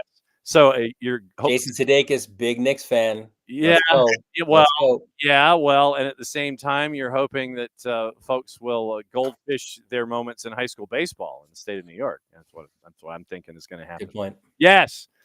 Be safe, my friend. We'll catch up with you, and make sure that you have a camera positioned in a low corner in whichever room that you're watching Decision Day at 11 o'clock on Sunday, if you would please. Yes, sir. There goes Dylan. Thanks as always. Dylan Butler breaking everything down in Major League Soccer. And so now we have a half hour to go, and we're going to go through Open Cup as Dylan did with what happened yesterday. And we'll go over the results, and we'll also go over what happened in the Can Champ, where we had so if it's a cup set here in the States, what is it in the Can Champ? Is it a can do? I don't know. I don't know what you call it, but you had a moment yesterday in the Can Champ where it was once again a lower division team knocking off a higher division team. And I know you guys can probably end up getting your jokes in about Montreal. So here is what happened yesterday, last night, first match of the doubleheader involving Forge FC out of Hamilton, Ontario. And it was the first leg in the semis was in their barn. And they're taking the away goals thing away. So it is straight up goals. So Forge is playing CF Montreal. So here's what happened. 79th minute in Hamilton, Ontario, courtesy of our friends at One Soccer. Not to be confused with any other soccer, but One Soccer had the broadcast last night. Can Champ Forge and CF Montreal. Minionis is going to put on to finish this match out. Or does Forge just hold on to what they have? And Palma over the top. Brian Wright can't find it. Hits Sirwa. Gets in behind him and knocks it in.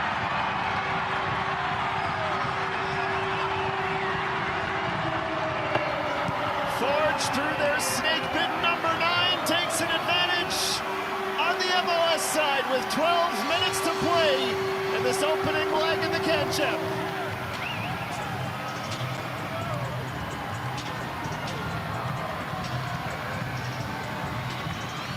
And I would argue, Jordan Wilson, this is the closest goal of his 3 this year. Brian Wright, that felt like a Brian Wright goal. Over top from Empoma.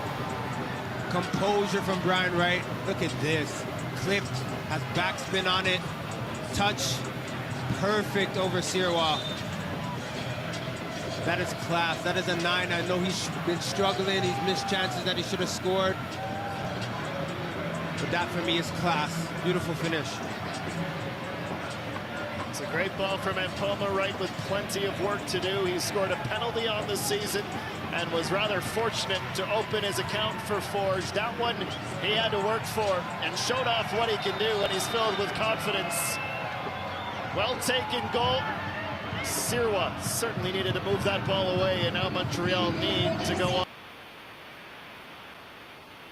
They would not. Final score 1-0. So Forge out of the Canadian Premier League gets the 1-0 win in the opening round of the quarterfinals in the Can Champ at Hamilton Stadium. Traditionally, it's named after a very, very famous coffee and breakfast restaurant chain and after a famous hockey player. But for some reason, I don't know if there is a collision of sponsors and they're not allowed to use the name, or if the sponsorship ended up going away. And so Hamilton Stadium is trying to figure out who they can have for their new sponsor. But Forge gets the win 1-0 over CF Montreal.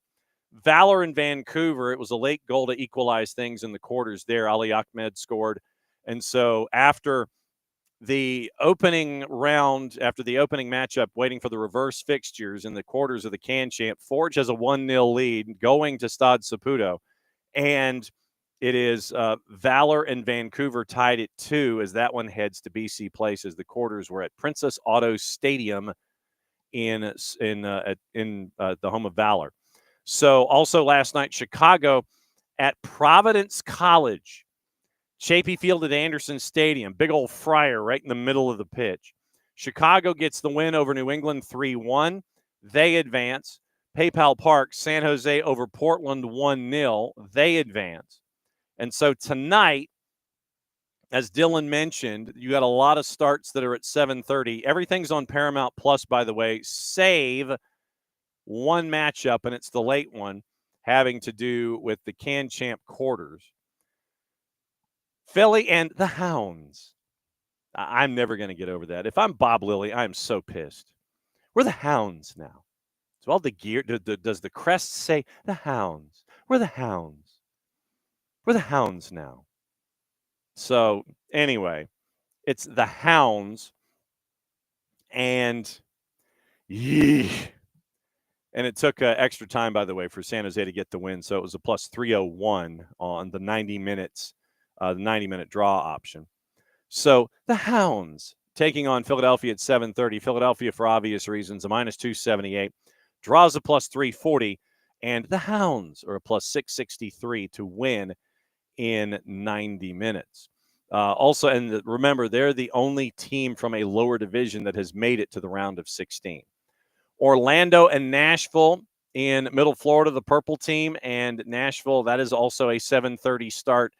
Purple team a minus 102. Then Nashville is a plus 259. Your 90-minute draw is a plus 229. Red Bulls hosting FC Dallas in Harrison, New Jersey. That one is on Golazo Network in addition to Paramount Plus. Red Bulls a minus 112. Your 90-minute draw is a plus 238. FC Dallas is a plus 279. Loons hosting All Caps at Allianz. Once again, that one is on Paramount Plus. Loons are a minus 110. 90-minute draws a plus 250. And St. Louis City is a plus 259. DC hosting Charlotte at Audi Field in the round of 16, also on Paramount Plus. DC is a plus 142, favored. 90-minute draws a plus 237 in the composite, courtesy of our friends at Odds Portal, and Charlotte is a plus 166. Also on the board, 9 o'clock, the only non-7:30 Eastern start in the round of 16 in the Open Cup. Austin and Houston, so you end up with Copa Tejas Open Cup style at 9 o'clock at Q2. And in that one, it is Austin as a plus 114, 90-minute draws a plus 217, Dynamo or a plus 227. Can Champ quarters at Willoughby Community Park, 10 o'clock Eastern. Fubo TV, Fox Deportes, and I also imagine it's also on One Soccer. So Vancouver FC and Cavalry FC. So that one is all laid out there. And so you end up with perhaps if I hit the championship, let me get this one in the championship. Vancouver and Cavalry. Okay, so Vancouver's a plus 265, draws a plus 249, and Cavalry is a minus 116. So that is the Can Champ number for tonight on that one matchup. Let's say hi to everybody, lay it all out, and say hi to everybody who dropped in this morning. So morning, David. Morning, Four Card. Morning, Michael. So Michael was the one that said that here in the neighborhood of Office HD, we had 1.57 inches of rain, which is insane to me. And for the record, the rowdy man has been somewhat conked out. He has not moved from his bed. But I can guarantee you that the boss is probably going to go to bed early tonight, and I may not be far behind considering that we were up until, well, I was up with him until 3 o'clock, and then they went downstairs to try and get some rest on the mid-level.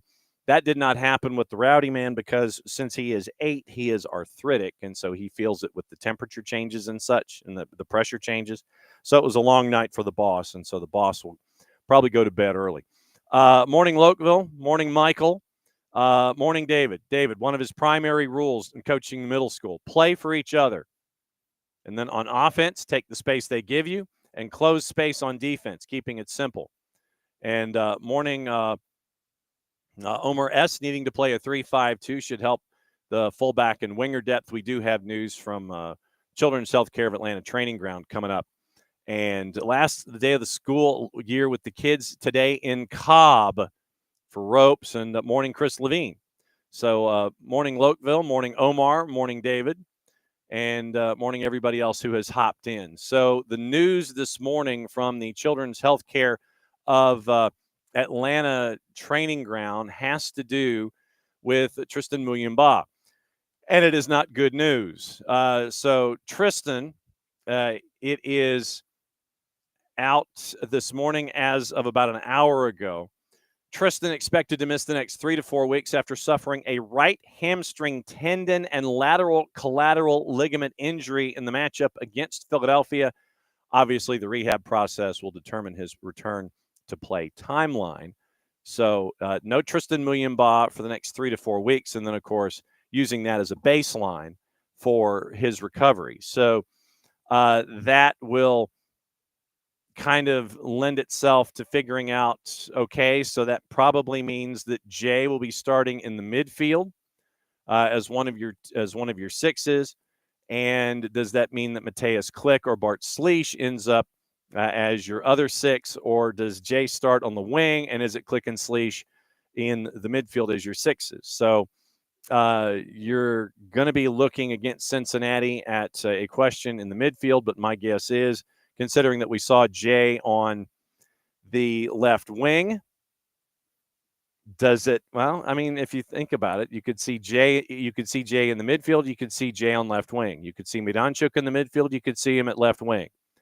And I think that when you separated Miggy and Miranchuk, it gave Alexi a little bit more space to create and try to get things done like we did last time out. So no Tristan Muyumba, expected to miss 3 to 4 weeks. Right hamstring tendon, LCL injury in the matchup against Philadelphia. So keep an eye on what the starting lineup looks like. And remember last time out against Cincinnati, because of injuries and cards and such, you ended up getting Will Riley with his first MLS start. You ended up getting minutes from Cayman Togashi late in the match to help create the opportunity that ended up with the Alvis Powell own goal that got you a point in Cincinnati. So it will be intriguing to see how it all lays out with no Tristan Muyumba over the next month when it comes to Atlanta United and the starting 18s. And so we'll keep an eye on that one going forward. No word on any of the other injuries, whether it is Brooks or Stian. Obviously, we'll keep an eye on that going forward, and we'll see how it all lays out for Atlanta United here, coming up with FC Cincinnati on the weekend, and then the Purple Team coming in the midweek in the beginnings of yet another midweek weekend run to get you through the end of the month of May. And it is those last two matches that we talked about, and then you're like not home for 6 weeks. So it will be, once again, that's going to be one of the storylines here going forward, adding to the storyline this morning that came out about 9:30 with Tristan Muyumba missing upwards of a month plus rehab. And so we'll see what happens there with all of that. So that's the early news there when it comes to Atlanta United from the Children's Healthcare of Atlanta Training Ground. This morning, it is media day for Decatur FC. So they're having their media day. You'll see some activity on SDH socials about that media day. And Jason already has some news out of that particular media day where it is work that is already going to be heading to Atletico San Luis, but starting off a season involving Decatur FC. And so we'll keep an eye on that. So let me go through once again the stuff that you learn at media day. The stuff you learn at media day. That's always fun. Remember, tonight at the Moxie, and Becky Contreras is going to be joining Atletico San Luis for the Aperture in a few weeks, going to start the season in the WPSL. So that's the piece of information that came out from Decatur FC. But remember, tonight at the Moxie, starting at 7 o'clock, it's going to be happy hour at 6. The show's going to be at 7:30.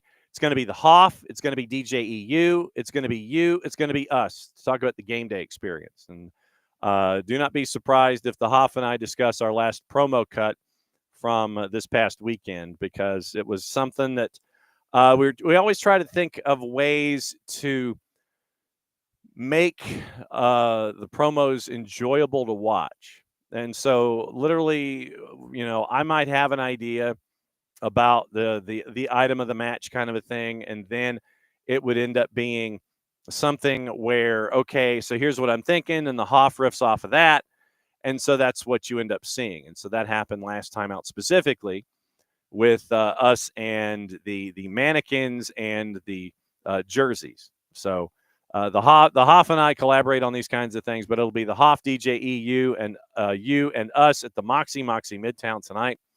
So happy hour at 6, and it is a show start at 7:30. And so we'll hang out there for a little while, and we'll get you up to date with the game day experience and find out what it's like for DJ EU to put a list together and how long it takes him to figure out, okay, how does the list work, and what makes his rundown work as swimmingly as it does when it comes to how he preps for a day, because he's got a couple of different sets. He's got the walk-in set, he's got the halftime set, and so the pregame set. So there's a couple of different times when DJEU is called on. So it'll be a good opportunity to figure out how long it takes for him to put a set together that he feels comfortable with, where he pulls from all of his resources, and obviously for the Hoff to find out what it's been like for him to grow in his role with Atlanta United, where you're seeing him not just do stuff in the bowl at Mercedes-Benz on game day or when we do halftime together, but now you're seeing him create out in the communities as well and be that ambassador. So we'll have that conversation. So happy hour at 6. Show starts at 7:30 at Moxie Midtown. It's SDH, it's DJEU, it's the Hoff, and it's you breaking everything down for SDH Network Live at the Moxie Midtown at the High Note Rooftop Bar. Free street parking, paid parking at the lot across the street, and the parking deck. So that is where you go. So free street parking in the area. Take the elevators to the 6th floor, where you'll find us at the High Note Rooftop Bar.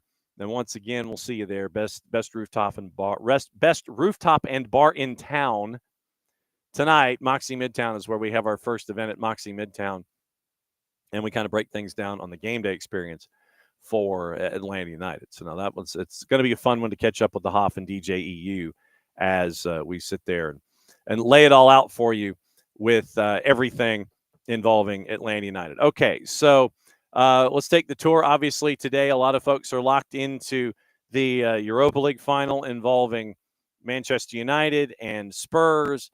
That is going to be at 3 o'clock.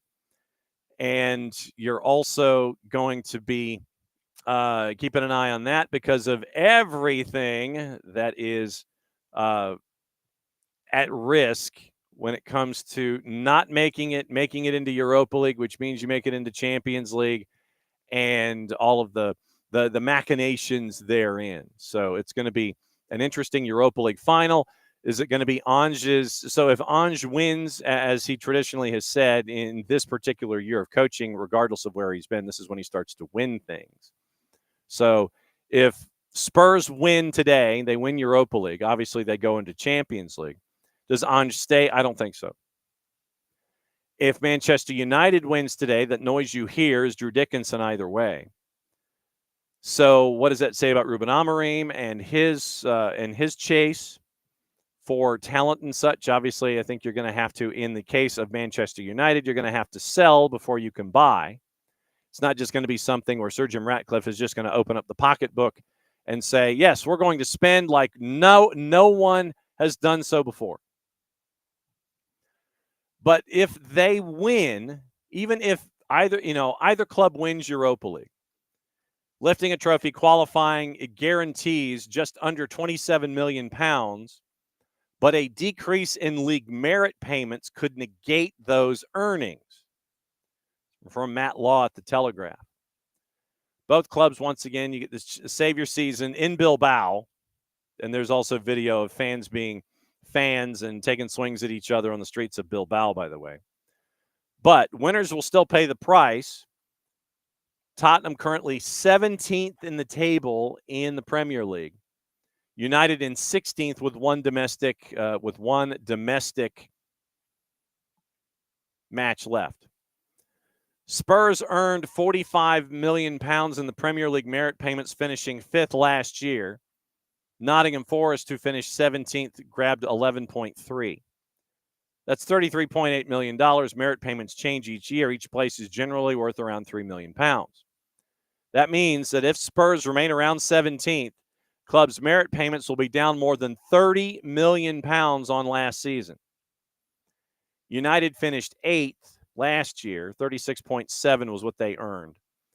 Brentford pocketing 14 for their 16th place finish. Once again, that's math, and that's $23.6 million.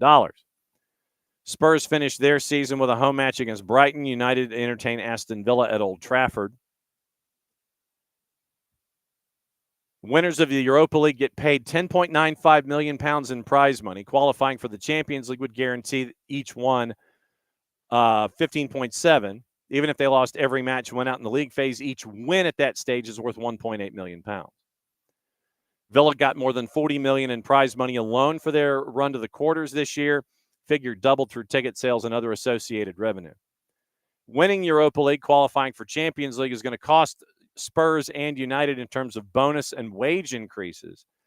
Ange Postecoglou in line to earn a bonus in the region of £2 million if he can clinch the first European trophy for Spurs in almost 40 years. 41. Win or lose, Postecoglou is, according to Matt Law, likely to earn a payout from Daniel Levy and Enoch, the owners of Spurs, either in a lucrative bonus or compensation for leaving the club. He could even pocket both if he wins Europa and then leaves. Ruben Amorim also believed to be on course to earn a bonus if they can win, unknown size. Postecoglou is not the only man at Spurs that could earn a bonus. Club players expected to share a bonus pot of more than £3 million if they can beat United. Significantly more than the player bonus pool, worth roughly £1 million, available to the squad for United for winning Europa League, with the club's main financial incentives revolving around Champions League involvement. United's players land huge salary hikes totaling more than £30 million should the club win Europa League. Amorim and his squad would mostly be in line for a 25% pay increase if they beat Spurs, and with it securing a return to Champions League football to Old Trafford.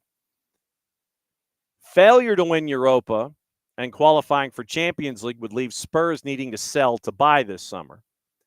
According to the last set of accounts, the club's net transfer debt, money owed to Spurs minus money they are still to pay out, was £279.3 million. Daniel Levy said, quote, "We cannot spend what we don't have, and we will not compromise the financial stability of this club. Indeed, our off-pitch revenues have significantly supplemented the lower football revenues this year, testament to our diversified income strategy." Once again, Levy says, since opening our new stadium in April 2019, we've invested over £700 million net in player acquisitions. I often read calls for us to spend more, given that we're ranked as the 9th richest club in the world. However, a closer examination of today's financial figures reveals that such spending must be sustainable in the long term, and within our operating revenues, our capacity to generate recurring revenues determines our spending power, end quote. So it could be a big financial loss regardless to whomever wins Europa League today.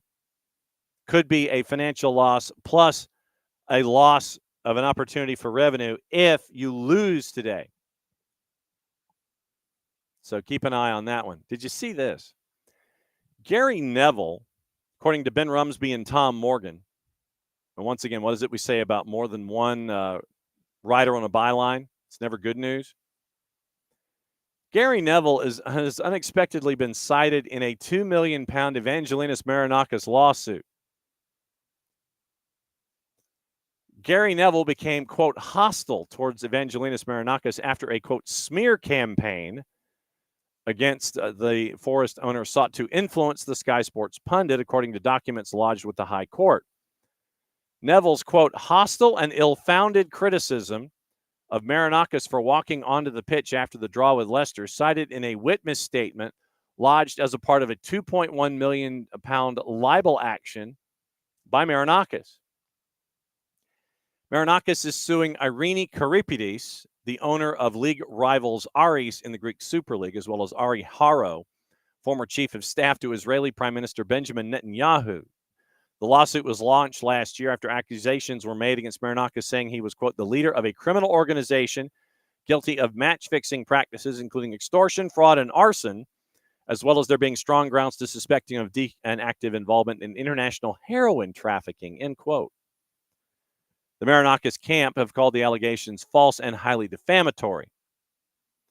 Karipidis and Haro are alleged to have orchestrated claims that appeared in 3 articles published on a website, nottinghamforestfire.co.uk, back in November of 23, and that were repeated on the 280-character app and on YouTube. Also displayed on mobile billboards driven around Forest City ground onto match days. Documents emerged during a hearing today and follow what David Sherborne, Marinakis' lawyer, described as a settlement between his client and the U.S. PR firm Harris Media LLC, which he said, quote, was instructed by the defendants to carry out this campaign on their behalf, end quote. Settlement was said to have included the disclosure of new material, details of which were included in a witness statement submitted by Christopher Scott, Marinakis' solicitor. Significant document production included over 500 documents provided shortly before this hearing yesterday. Documents produced include WhatsApp chats, project plans, commentary, and internal communications at Harris Media, including congratulating each other on the impact of the campaign in Nottingham, including being of in excess of 1.5 million views on social media, through to listing journalists and pundits to target to seek to influence their views of the claimant, including the likes of Sky Sports presenter Gary Neville. Neville had been among those who criticized Marinakis for entering the pitch after Forest's match against Leicester and remonstrating with Nuno Espirito Santo. Neville had branded Marinakis scandalous, in quotes, and claimed Nuno should, quote, negotiate his exit tonight. That prompted Marinakis to fire back in a remarkable statement accusing the Sky Sports pundit of, quote, baseless and ill-informed outrage, end quote. July of 2024, Forest and Neville went head-to-head. Sky Sports issued apologies after Neville accused, for any offense caused by Neville after he accused the club of acting like a, quote, mafia gang. Legal letter from the club's lawyers after he criticized a statement issued in response to the defeat at Everton in April of 24, where they claimed they should have received the 3 penalties, highlighting VAR Stuart Atwell's support of Luton Town. The libel claim against Karipidis and Haro is proceeding after they failed to get the case thrown out. Matthew Hodson for Karipidis told a hearing in October that the social media campaign had limited publication, telling the court that it fared pathetically, and that there was no evidence of actual harm to Marinakis' reputation. So there's that. So keep an eye on that in the courts involving Evangelinas Marinakis and lawsuits. Man City beat Bournemouth yesterday. Kevin De Bruyne had his last home match for Manchester City. And so now what's the next for Kevin De Bruyne? That is probably the bigger question. What is the next thing for Kevin De Bruyne? Napoli, MLS, somewhere in between. We'll find out what the next stage is for Kevin De Bruyne after the end of this season. Liverpool is unveiling plans for a new memorial to mark the 40th anniversary of the Heysel tragedy. And that comes from our friends at The Guardian. Blues are determined to keep Enzo Fernandez despite interest from Real Madrid. Pep Guardiola has told the club to reduce the squad size or, quote, I will quit. Pep Guardiola warned he's unwilling to keep leaving multiple players in the freezer, saying, make a shorter squad or I will stay. Will Still looks like he might be the new head coach at Southampton. Before the Arsenal match, they're looking for perhaps the announcement to happen there. Eberici Eze and his goal, a part of the Crystal Palace offense in the win against Wolves. And so once again today, it is Europa League Day. So keep an eye on that. Gossip, rumor, and innuendo, what to watch, where to watch it, how to watch it before we get out of here today. And we'll lay it all out for you. Once again, remember, it is happy hour starting at 6 at the Moxie Midtown, 7:30 start time. And it'll be everything going on there tonight. It'll be great to see you. The Hoff and DJ EU will be in attendance tonight. And so we'll find out about the game day experience tomorrow. Decatur FC at 9 o'clock. Media day going on right now. Keep an eye out on the SDH socials. You'll get some of the early responses from Decatur FC as they get ready for the WPSL season. They're joining at 9. Laurel Failer, Queen City Press at 9:20. Nino and Nico in the Power Hour at 10 and 11 tomorrow to break everything down around the planet. Libertadores, Sudamericana, Portugal, Decision Day in Europe, all the things there. And then Nico Moreno joining us from Pulso Sports and Sounder at Heart to break down everything going on in Major League Soccer from the Pacific perspective. And we might be joined again by the owners of Chattanooga FC because of something that they're doing that's really cool involving the pyramid of all of their programs and involving MLS Next. Should be joining us batting leadoff on Friday to talk about that heading into the weekend with the matchup that they have involving CFC. So Newcastle now joining the race for Liam Delap, in addition to Manchester United leading the race to sign him. But if they lose in Europa, and then obviously not being able to offer European football, might spin him to other places like Chelsea. Manchester City is going to battle Liverpool for Bournemouth left back Milos Kerkesh.